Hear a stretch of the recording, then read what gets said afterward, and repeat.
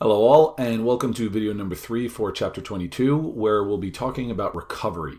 Recovery will be kind of the theme for this video, and we'll talk about recovery from the disasters of the 13th and 14th century. By the 15th century, the effects of the plagues, the bubonic plague, the Black Death had really subsided. Wars had started to calm down a little bit. You didn't have the constant warfare from the previous centuries.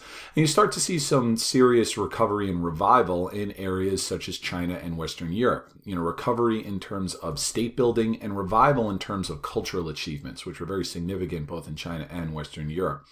So first we'll talk about what's going on in China. Now, as we discussed in chapter 18, the bubonic plague greatly contributed to the collapse of the Yuan dynasty, right? Mongol rule. And it also then resulted in the retreat of the Mongols from China. This led to the establishment of a new Chinese dynasty known as the Ming Dynasty. Here you see a map showing kind of the area controlled by the Ming Dynasty compared to the current borders. So fairly big. Probably about half of what China is today. It included the capital of what today would be Beijing, and then most importantly, the entire coastline. And that's going to be important for trade that we'll talk about later. But Ming roughly translates to mean brilliant, so they had a fairly high estimation of themselves. And it was formed by this guy here, Hung Wu. All right, he was the first emperor of the Ming Dynasty. Impressive figure. He was born a beggar and then rose through the military ranks to lead the rebels that overthrew the Mongols. He immediately set out to reestablish Chinese government traditions, most notably the return of the civil service system. Remember, the Mongols had discouraged Confucianism and done away with it in order to limit Chinese power. Well, Hung Wu brought both of them back. He also centralized power. He eliminated ministers, sometimes literally, having them executed, anyone that he thought was a threat to him. And he streamlined the bureaucracy. He said, after I execute these people or just get rid of them, I'm not going to replace the positions. I'm just going to keep that power for myself. So Ming emperors, later emperors also followed his example of insisting on absolute obedience. All right, so continuing on, talking about the Ming Dynasty. So new slide, but still the same topic here. We get into economic recovery. They engaged in large-scale public works projects, roads, irrigation systems as well. That was a big one for them. And they also focused industry on high-end goods, such as silk, textile, and especially porcelain. Ming vases, such as you see a picture of this one here, are still very highly valued pieces of art to this day. Now, this increased production led to, as you can imagine, an increase in trade. Now, domestic trade surged. Chinese merchants were doing business all throughout their borders. But remember, China can be a somewhat cut off and isolationist country. Well, the government of the Ming Dynasty did not actively promote foreign trade, but because there was such a high demand for Chinese goods, Chinese merchants did do business overseas. Foreign merchants were allowed in China, but only in 2 ports in the south. And from there, the Chinese government would regulate it. And that would be the policy up and through the 1800s. Now, you also see a cultural revival at this part. This was a promotion of Chinese culture. Hung Wu discouraged the use of Mongol names and clothing. He wanted to bring about more Chinese traditions, go back to the way that they dressed and the way that they lived their lives. Probably the biggest of these cultural traditions was Confucianism. Now, this celebration of Chinese history, philosophy, and literature culminated in the Yongle Encyclopedia. Yongle was the emperor who succeeded Hung Wu, and very important emperor from the Ming Dynasty as well. And he commissioned the collection of an encyclopedia. That compiled a number of different things. It wasn't just history, but it was a celebration of Chinese culture, and it was meant not only to celebrate, but also to strengthen these Chinese traditions. Now, state building in Europe. Europe was, very decentralized in the early Middle Ages, right? Under feudalism. Kings didn't have quite enough power in order to keep it for themselves, so they had to spread it out amongst feudal lords, their vassals, who became very powerful nobles in their own right. Well, the later Middle Ages saw trends that moved Europe away from the decentralized feudalism and towards more established states. However, this is important to remember, this was not a smooth transition. For instance, the whole centralization thing wasn't uniform throughout Europe. By the 14th century, the Holy Roman Empire excuse me, remain largely decentralized. These are all the different individualized states that you had in the Holy Roman Empire. Remember the saying of it, it was neither holy nor Roman nor even really an empire. It was really just a series of states. This is Germany circa 1500. On top of that, Spain was still divided. Remember, we talked about that in a previous chapter with the Reconquista. It was divided between Christian and Muslim control. England and France had been fighting for decades in the 100 Years' War, from the mid-1300s to the mid-1400s.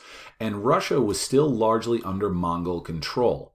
All right. The area in green were the Russian principalities. And what's important to note about here were a couple of the cities, namely Moscow up here. Novgorod is another one. They remain technically outside of the Golden Horde, but still they would show up periodically and demand tribute. And if you didn't pay, there were going to be problems. So Russia was still dealing with the Mongols at this point.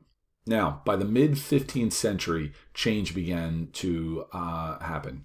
And a lot of it boils down to two things, which seem very simple, but they have a large impact in terms of the solidification of statehood. And that's taxes and armies. This really started with the Italian city-states. Port cities became wealthy due to increased trade, especially after the Crusades. These cities began to operate like small nations, cities, especially Venice, but even down, Rome, the Papal States, and even southern ones in Sicily and so forth.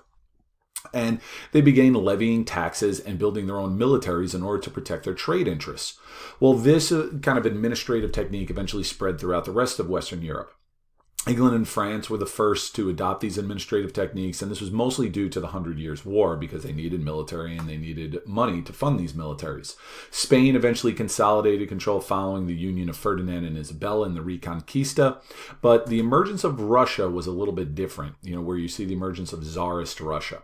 Mongol power decreased after the 14th century, and the princes of Moscow especially, you notice how this was a northern city a little bit outside of direct Mongol control, they began to assert more control themselves. And in 1480, the Grand Prince Ivan III, also known as Ivan the Great, he stopped paying tribute to the Khan.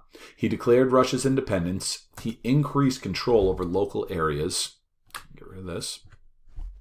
So you see, when Ivan the Great comes to power in 1462, the blue is the only area directly under their control. And then by the time of his grandson and great-grandson, Ivan the Terrible and Fyodor, all the areas in green, and then Ivan the Great, by 1508, he spread north all the way to the Arctic Ocean. So very quickly, they made sure to try and take over areas, particularly important trade centers like here, Novgorod. All right, Novgorod was very closely tied to the kingdoms of Lithuania and Poland, but it was also an important trade center. Now, also, he took the title Tsar.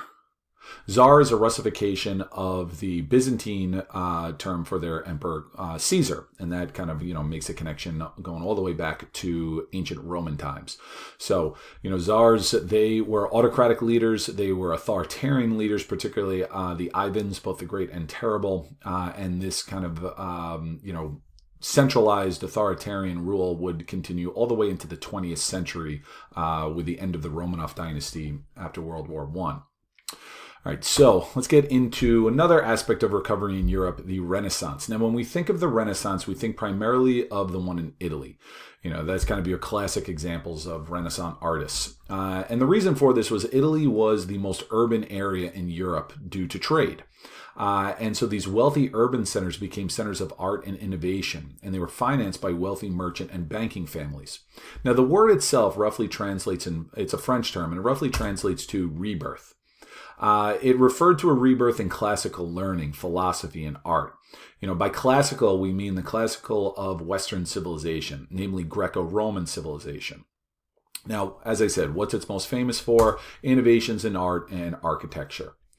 Inspired by classical realism, artists explored new ways to depict the human form as it actually is, as opposed to the awkward poses of medieval art. Compare the stuff on the left with, you can tell they're humans, obviously, but still, awkward, I think is a good way of putting it, to the very detailed and realistic forms that you have in the sculpture on the right. You can clearly tell where the priorities are. The one on the left was just kind of a celebration of religious thought, and over here there was a celebration of the human form, about the achievement that you could have. So it was a hearkening back to those sculptures of ancient Greece and especially the architecture of Rome. Now you have some very famous names from this period, such as Leonardo da Vinci, and his most famous work, the Mona Lisa. Michelangelo is another one, and what possibly is his most famous work, the Sistine Chapel. He did the entire ceiling of the Sistine Chapel, and again you can see those very clear elements of classical realism in the work here. Now, similarly, Renaissance architecture was inspired by the simplicity of classical Greece and Rome. They especially loved domes. Here you see St. Peter's Basilica in the Vatican, also designed by Michelangelo.